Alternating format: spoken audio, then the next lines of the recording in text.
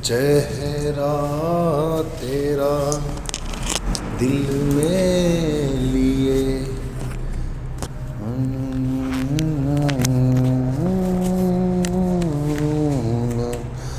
अपना ना हो कोई दीवाना पत्थर के सनम। जय हिंद सभी साथियों को प्यार भरा नमस्कार। हम पढ़ रहे थे नगर पालिका अधिनियम और देखो भाई कई साथी घबरा रहे हैं कि गुरुजी क्लास नहीं आ रही, काफ़ी टाइम बाद आई है। अब कंटिन्यू मिलेगी क्लास से, कोई दिक्कत वाली बात नहीं है। बाकी आप ऐसे घबराओ मत, छोटी सी क्लास मिस होती है, मैं आप कंटिन्यू डाल दूंगा, रोज 2-10 धारा डालेंगे तो ये हम आराम से पढ़ लेंगे टाइम तक और काफ़ी रिवीजन भी कर लेंगे। और लास्ट में मैं आपको मेन धाराएं बता दूंगा, मान के चलना बहुत फायदा होगा। मतलब छोटी सी बात के लिए सपनों को तोड़ा करो मत, क्योंकि सपना तोड़ना अच्छा नहीं होता ये, क्योंकि ड्रीम को बनाए रखना, क्योंकि यही मोटिवेशन, और मोटिवेशन मिलते ही, क्योंकि यही मोटिवेशन मिलता है और मोटिवेशन हमसे वो करवा सकता है जो दुनिया की कोई ताकत नहीं करवा सकती। इसलिए सपनों ड्रीम को बनाए रखो। और आज अपने शुरुआत करते हैं नगर पालिका एक्ट की क्लास, आज अपने चलिए चौथी। अच्छा, कई साथी कह रहे थे गुरुजी अपना टेलीग्राम चैनल किस नाम से, ये जो यूट्यूब है इसी के नाम से टेलीग्राम चैनल है, जीके भाई अजय सर। यहाँ पर मैं आपको जब ये नोट्स पूरे हो जाएंगे तो वहाँ डाल दूंगा, टेंशन मत लेना आप इसके, ठीक है। तो भाई लिखने का पहले देखो डिजिटल बोर्ड है नहीं, जितना है। अच्छा, आपको कोई किंतु परंतु नहीं होगा, कमी नहीं लगेगी, आपको ये लिखा हुआ घबराओ मत, इसमें जो लिखा हुआ है आराम से पढ़ो, एक एक पढ़ोगे तो सब आसान लगेगा।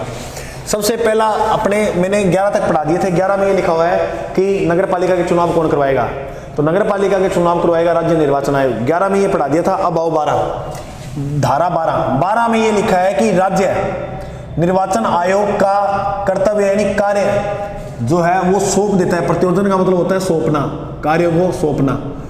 तो धारा 12 में अब देखो ऐसे नहीं है कि राज्य निर्वाचन आयोग ही करेगा सारे काम। अब राज्य निर्वाचन आयोग के पास बहुत काम होते हैं, क्योंकि ये कितने लोगों में चुनाव करवाता है। देखो नगर निगम के करवाता है, नगर परिषद के करवाता है, नगर पालिका के करवाता है, ग्राम पंचायत के करवाता है, पंचायत समितियों के करवाता है। तो मतलब कितने इसके पास होते हैं, इसलिए क्या करता है काम को सौंप देता है, इसके ऊपर ज्यादा बर्डन नहीं आता।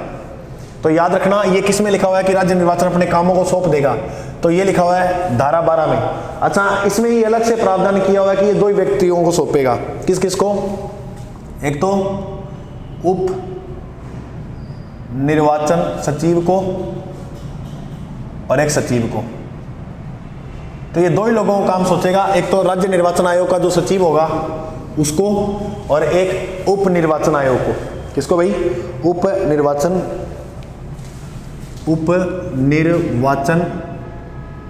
आयुक्त द्वारा।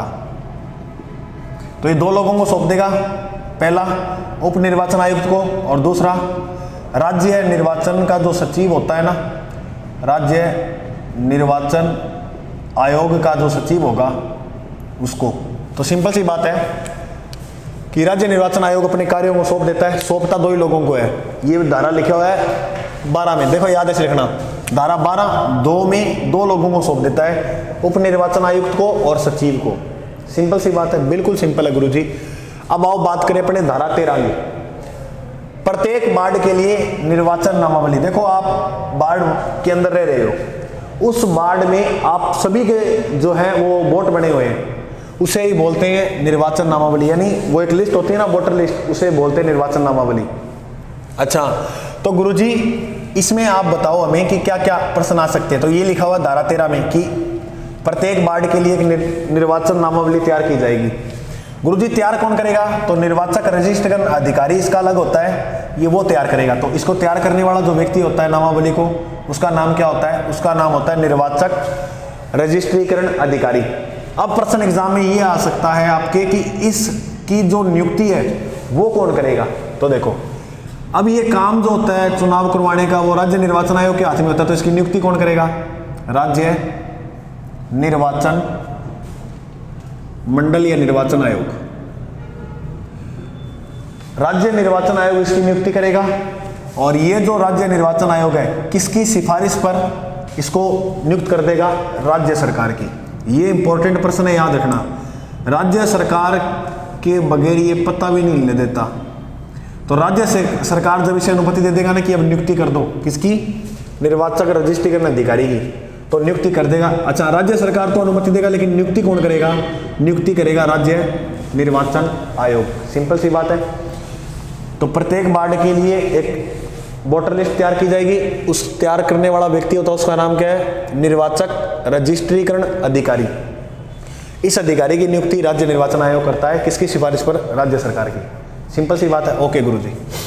निर्वाचन नामावली में जो नाम जोड़े जाएंगे उसमें क्या उम्र रखी है? देखो, पहले उम्र हुआ करती थी 21 साल, जिसे घटाकर अब कितना कर दिया? 18 साल। तो 18 वर्ष का जो व्यक्ति है, यानी 18 साल जो पूरे कर चुका है, उसका नाम जोड़ दिया जाएगा वोटर लिस्ट में, क्योंकि वोट देने का अधिकार की उम्र फिक्स की हुई है 18 साल। की है ना? बिल्कुल की है गुरुजी। तो 18 साल। अच्छा, इसमें एक बात और लिखी है कि वार्ड का मामूली निवासी होना चाहिए। मामूली निवासी से तात्पर्य है कि वहां का निवासी होना चाहिए। वार्ड का, ये वार्ड का क्या होना चाहिए? निवासी। मैं ऊपर वाला साफ कर देता हूं, तुम्हें दिक्कत ना हो। तो एक बार और बता रहा हूं मैं। 12 में राज्य निर्वाचन आयोग के कार्य सौंप देगी उप निर्वाचन आयुक्त को और सचिव को, राज्य निर्वाचन आयोग के। धारा 13 में लिखा हुआ है 13, ये 13 काम है कि तो निर्वाचन नामावली तैयार करेगा। तो निर्वाचन नामावलियों का उल्लेख धारा 13 में है।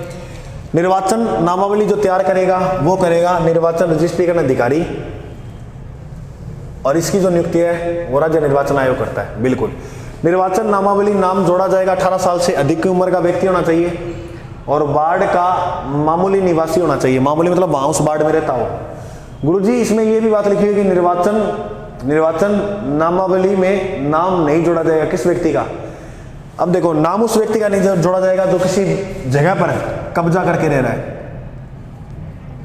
अब बताओ, तुमने किसी की जगह पे कब्जा किया तो तुम्हारा उस वार्ड में नाम कैसे जोड़ा लेंगे? नहीं जोड़ा जाएगा।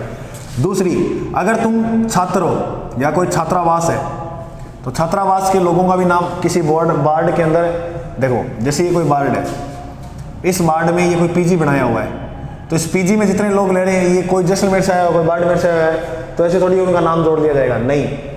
तो ऐसे लोगों का नाम नहीं जोड़ा जाएगा। और जो मानसिक रूप से या कोई पागल है, मानसिक रूप से जैसे भी कोई परेशान है, उन लोगों का, क्योंकि उन्हें पता ही नहीं किसको चुनना है, तो उनको ये अधिकार नहीं है। तो कब्जे वाली जगह होगी, छात्रावास हो गया, मानसिक कोई रोगी हो गया, और जो बाढ़ का निवासी ना हो। तो ये तो बात सिंपल सी है कि बाढ़ का जो निवासी नहीं होगा उसका तो नाम नहीं जोड़ा जाएंगे। या कोई किराए की जगह पर रह रहा हो, उसका नाम भी नहीं जोड़ा जाएगा। तो ये बात याद रखना, कोई कब्जा करके रह रहा है, कोई छात्रावास में, कोई मानसिक रोगी है, कोई बाढ़ का निवासी नहीं है, और कोई किराए की जगह पर रह रहा है, तो उनका नाम भी नहीं जोड़ा जाएगा। और एक बात और लिखी गई है कि मान लो कोई व्यक्ति का वोट बन भी गया, तो एक से अधिक वार्डों में जाकर अपना वोट नहीं बनवा सकता। ये बात भी कही गई है कि एक व्यक्ति का एक वार्ड में वोट बनेगा। अब 18 साल उम्र जो मानी है वो कब से? जब से पैदा हुआ है तब से लेकर 1 जनवरी को, यानी कभी भी चाहे वोट बनाना हो, 1 जनवरी को 18 साल का पूरा होना चाहिए। यानी इसमें जो डेट मानी है वो क्या मानी है? 1 जनवरी को। जैसे अगर तुम्हारे गांव में कोई व्यक्ति आया 2 जनवरी को, सॉरी कोई व्यक्ति आया मान लो 10 जनवरी को, और तुम 2 जनवरी को 18 साल के हो गए थे, तुम कहोगे कि भाई मेरा वोट बना दो, क्योंकि वो तो 10 तारीख को आया था और आप तो 2 तारीख को ही 18 साल के हो गए थे, तो वो आपका वोट नहीं बनाएगा। क्यों नहीं बनवाएगा? बनाएगा इसलिए नहीं क्योंकि इसमें लिखा हुआ है कि 1 जनवरी को तुम 18 साल के पूरे होने चाहिए। अब तो तुम पढ़ते हो, ये तो बात नॉर्मल है कि हमारे जो परीक्षा के अंदर भी फॉर्म भरा जाता है वो 1 जनवरी को मध्य नजर रखते हुए भरा जाता है। ठीक है गुरुजी, समझ में आ गई।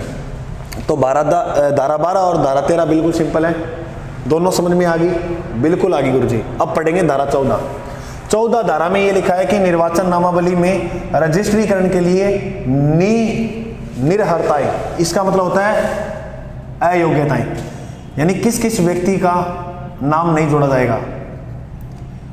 अयोग्यताएं धारा 14 को फिर से पढ़ो। निर्वाचन नामावली में रजिस्ट्रीकरण के लिए निरर्हताएं, ये नाम नहीं किस किस का जोड़ा जाएगा। तो देखो ये तो सिंपल सी बातें कि किस किस का नाम नहीं जोड़ा जाएगा। एक तो वो बात है कि वो व्यक्ति अगर भारत का नागरिक नहीं हो उसका नाम नहीं जोड़ेगा। भारत क्या बाढ़ का नहीं होगा तो ही नहीं जोड़ेंगे, भारत का नागरिक न होना पहली बात। दूसरी, उसका नाम नहीं जोड़ेंगे जो मानसिक रोगी होगा, मानसिक रोगी होगा, तो उन व्यक्तियों के नाम जो है वो जोड़े नहीं जाएंगे। तो देखो दोस्तों, आप इसमें घबराओ नहीं कि गुरुजी मैं जितना करवा रहा हूँ, मैं वादा कर रहा हूँ आपसे, मैं स्क्रीनशॉट लेकर आपको पेपर होगा ना उस दिन डाल दूंगा कि कितने % आए हैं। ऐसे घबराओ नहीं, इधर उधर हाथ पैर मत मारो, जितना करवा रहे हैं उतना अच्छे ढंग से, मतलब जितना करवा दिया ना उसमें किंतु परंतु नहीं होना चाहिए। अपने देखो संविधान पढ़ते हैं और संविधान की क्लासें भी चल रही हैं, वो आप कंटिन्यू देखते रहो, प्लेलिस्ट बनाई हुई है मैंने भारतीय संविधान की।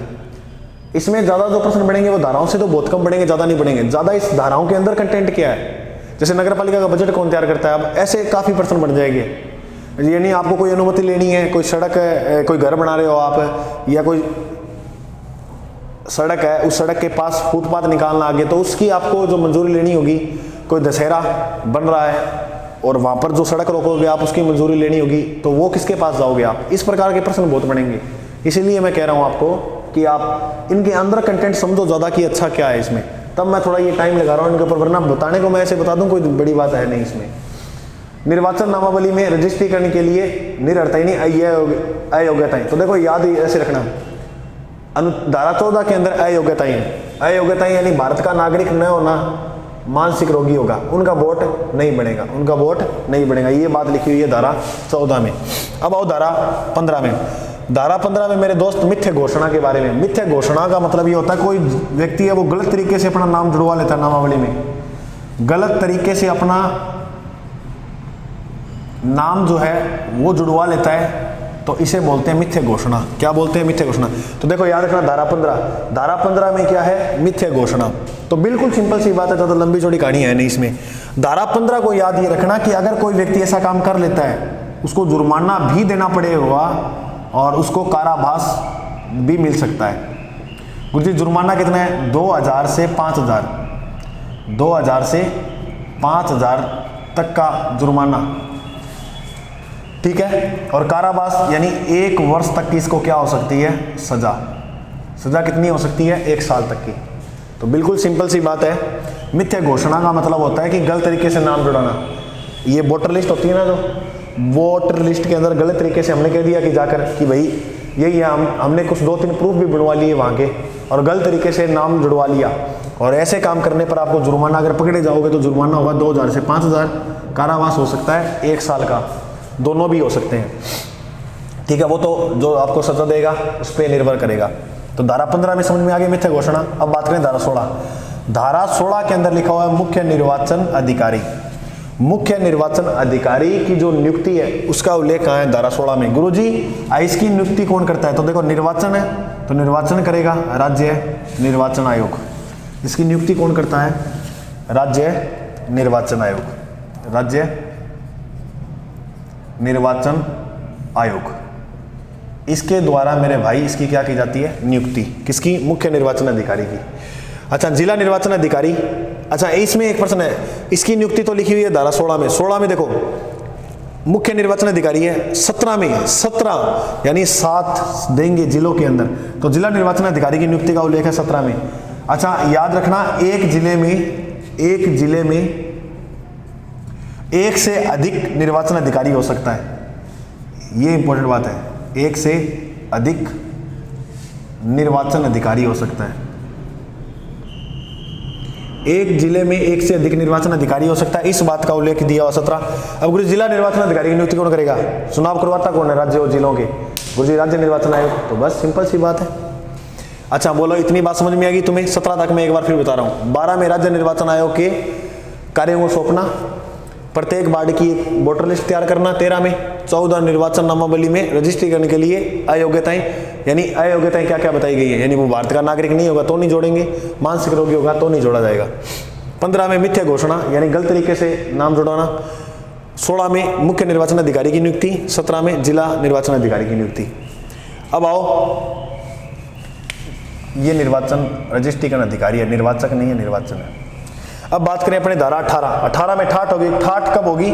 जब कर्मचारी दे देंगे काम करने के लिए। तो इसका मतलब है कर्मचारी उपलब्ध करवाना। कोई अधिकारी है उसको कर्मचारी उपलब्ध करवाने की ये उल्लेख जो है वो धारा 18 के अंदर है। इसमें लिखा हुआ है कर्मचारी वृंद का उपलब्ध करवाना।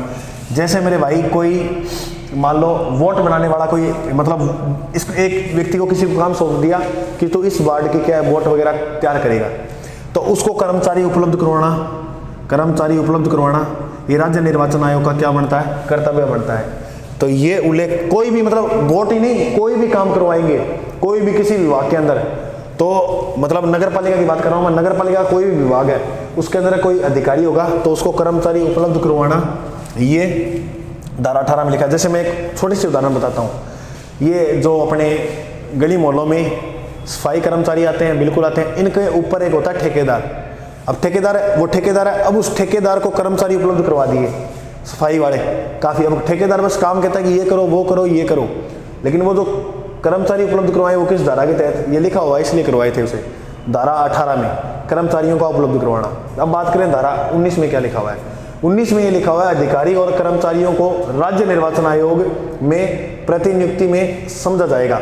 ये सबसे अच्छी बात है भाई, अधिकारियों और कर्मचारियों को, जैसे कोई चुनाव हो रहे हैं, इसको मैं आपको एक अच्छी सी बात बताता हूँ, मार कर दूसरा ले लेता हूँ।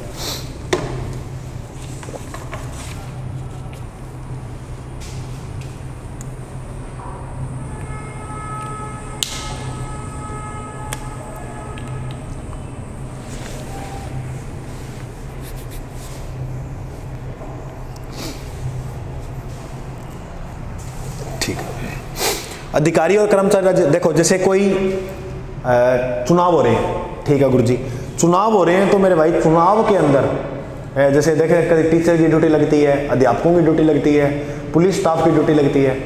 अब कोई पुलिस स्टाफ है वो कोई फंक्शन में चला गया या वो नहीं आया, ठीक है, इसको ऐसे समझो आप, वो नहीं आया तो उसकी जगह पर कोई व्यक्ति जो दिया जाएगा या उपलब्ध करवाया जाएगा, वो काम किसका होता है, वो राज्य निर्वाचन आयोग का काम होता है। तो इसका मतलब ये है कि अधिकारी और कर्मचारी जो भी होते हैं ना वोट के समय, चाहे जो पुलिस विभाग का हो, चाहे वो अध्यापक हो, कोई भी प्रकार का हो, तो वो राज्य निर्वाचन आयोग का ही माना जाता है उसी समय जिस समय वो वोट के लिए होता है। तो ये अगर मान लो गुरुजी कोई उपस्थित नहीं होता है तो फिर राज्य निर्वाचन आयोग उसको उसकी जगह पर उसकी पूर्ति करवाएगा, उस सदस्य की जो नहीं आ सकता ना उसकी पूर्ति करवाएगा।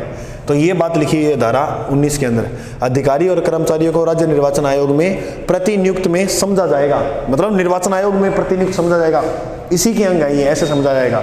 कोई चाहिए अध्यापक को पुलिस ऐसे समझाएगा ये राज्य निर्वाचन आयोग के है। कब, जब तक चुनाव चलेंगे, जब तक चुनाव चलेंगे। देखा नहीं होगा आपने, चुनावों में ड्यूटी लगा देते हैं, बिल्कुल देखा है गुरुजी। तो अब बात करें, बस लास्ट धारा है, धारा 20। दोस्तों मैं पूरे इसी तरह पढ़ा दूंगा आपको, ये थोड़ा सा मैं मानता हूँ कि थोड़ा सा समझाने में आपको लगेगा कि गुरुजी हाँ, क्योंकि पहली बार पढ़ रहे हो आप सब्जेक्ट और आपको ये लगेगा कि गुरुजी थोड़ा सा है ना, तो कोई दिक्कत वाली बात नहीं है, बाकी कर लेंगे अपने कवर अच्छी तरह से। और आप समझने का थोड़ा सा प्रयास करो, बाकी किताब में तो पढ़ोगे आपको थोड़ा सा दिक्कत आएगी, इसलिए मैं कह रहा हूँ थोड़ा समझने का प्रयास करो, आराम से कवर कर लेंगे अपने, ठीक है। अब कई साथी कहेंगे गुरुजी आप संविधान भी पढ़ा देते हो, राजस्थान जी के पढ़ा देते हो और ये करोगे, तो मेरे को ये लग रहा है कि यहाँ थोड़ी सी कमजोरी देखने को मिल जाएगी, मतलब यहाँ शक्ति का थोड़ा सा, राजस्थान जी के में तो पूरी ताकत लगा देते हो पढ़ाने में, यहाँ तो ऐसा कोई वो नहीं है, वो अपने अंदर आकांक्षाएं होती हैं, अपने से एक को देख रही है नहीं कि सिर्फ ये, तुम पढ़ने के अंदर इतना सोच सकते हो, तुम संविधान पढ़ सकते हो, मैथ पढ़ सकते हो, रीजनिंग पढ़ सकते हो, तुम बहुत सारे सब्जेक्ट की जैसे तैयारी की भी हुई है तुमने, तुम इतना पढ़ सकते हो, तो मास्टर पढ़ाने की ताकत क्यों नहीं रखता भाई? जो मेहनत करता है वो पढ़ा सकता है, कोई दिक्कत वाली बात नहीं है, और अपने मेहनत से डरते नहीं है, खूब मेहनत करते हैं और करवाते भी हैं। आपको भी मैं कह रहा हूँ कि खूब जी लगा के मेहनत करनी है, क्योंकि इसी के अंदर अपने को परिणाम लेकर जाना है। और एक थोड़ा सा दौर आएगा, लोगों का वक्त आता है, हमारा दौर आएगा कि जिस दिन हम ईओ अधिकारी होंगे, तो थोड़ा सा एक निरंतर मेहनत के साथ लगे रहो, सब कुछ होगा, ठीक है। तो ये अधिकारी और कर्मचारी वो राज्य निर्वाचन आयोग के समझे जाएंगे जिस दिन वोट वगैरह होंगे। अब बात करें 20, देखो 20 में लिखा हुआ निर्वाचन नामावली तैयार करने आदि में सशक्त पदीय कर्तव्यों का भंग, मतलब कहने का मतलब इसका ये है कि अगर हम चुनाव बनाते टाइम हम वोटर लिस्ट बनाते समय गड़बड़ी कर दें, कोई गड़बड़ी, इसका लाइन का मतलब ये है कि चुनाव बनाते वक्त या वोटर लिस्ट बनाते वक्त जो नाम जोड़ते टाइम उसमें अगर हम गड़बड़ी कर देते हैं, गुरुजी समझे नहीं गड़बड़ी कैसे करेंगे, जैसे तुम ऐसे मानो चाय पी रहे हो, चाय पीते पीते बात किसी के साथ बात कर रहे हो और नामावली तैयार कर रहे हो और उधर नाम ऊपर नीचे गलत जोड़ दिया आपने, तो इसके तहत आपको कारावास मिलेगा 3 माह से 2 वर्ष के बीच में, और इसके अंदर आपको जुर्माना भी दिया गया है। जुर्माना गुरुजी कितना है? इसमें जुर्माना 1000 से 2000 के बीच में हो सकता है आपको। गुरुजी दे देंगे, दे क्या देंगे, आप ऐसे काम करो ही मत कि जिसमें तुम ये अधिकार, मतलब तुम्हें वोटर लिस्ट तैयार करने का मौका मिले और तुम काम कर दो अगले का, तो ऐसे नहीं करना, ठीक है। तो बिल्कुल सिंपल सी कहानी है। मेरे को लग रहा है कि 20 की 20 धाराएं तुम्हारे समझ में आ गई होंगी। तो एक बात मैं फिर बता दे रहा हूँ, 12 में राज्य निर्वाचन आयोग के कृत्यों का सौंपना, 13 में प्रत्येक वार्ड के लिए निर्वाचन की नामावली तैयार करना, धारा 14 में निर्वाचन नामावली में रजिस्ट्रीकरण के लिए निर्हरताएं, धारा 15 में मिथ्या घोषणा करना यानी गलत तरीके से वोट जुड़वाना, 16 में मुख्य निर्वाचन अधिकारी की नियुक्ति, 17 में जिला निर्वाचन अधिकारी की नियुक्ति, 18 में कर्मचारी उपलब्ध करवाना, 19 में अधिकारियों और कर्मचारियों को राज्य निर्वाचन आयोग अपने सदस्य मानेगा, धारा 20 निर्वाचन नामावली तैयार करने में गड़बड़ी करना तो उसको कारावास 3 माह से 2 वर्ष तक का, जुर्माना 1000 से 2000 रुपये तक का देना पड़ सकता है। तो मेरे दोस्त बिल्कुल आपको अच्छी तरह से समझ में आया होगा। अगर समझ में आया तो शेयर जरूर कर देना। बस इसी मोटिवेशन को, अगर मेरे को मोटिवेशन मिलता रहा, आपके बराबर मात्रा में व्यू आते रहे तो अपने कंटिन्यू डालते रहेंगे इसको, कोई दिक्कत वाली बात नहीं है। गुरु जी अगर नहीं करें तो नहीं करोगे, तो मेरा तो कर्तव्य है, मैं मेरा कर्म करूँगा। तुम्हारा थोड़ा सा रिस्पॉन्सिबिलिटी बनती है कि थोड़ा सा रिस्पॉन्सिबिलिटी कि इसको शेयर करें। ठीक है, आज के लिए जय हिंद, मिलते हैं अगले भाग में।